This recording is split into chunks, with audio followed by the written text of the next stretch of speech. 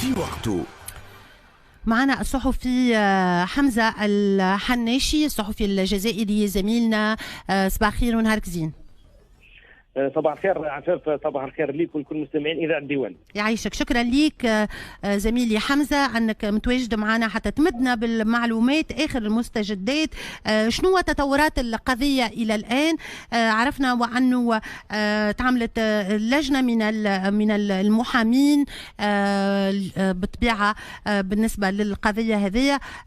اعطينا شنو اللي صار، بما انه فما تعقيب زايده في الطريق، وين وصلت الآن بعد صدور عقوبة السجنية ب10 سنوات من أجل جريمة التهريب؟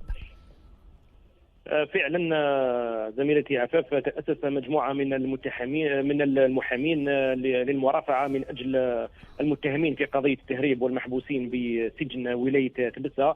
تم تسجيل استئناف على مستوى المحكمة الاستئنافية الجنائية على مستوى مجلس قضاء تبسة، وتم تحديد تاريخ 13 فبراير المقبل لانعقاد الجلسة الاستئنافية للبت في الحكم المطعون فيه أمام الجهة درجة ثانية، والقاضي بسجن 10 سنوات سجنا في حق 7 توانسة و2 جزائريين.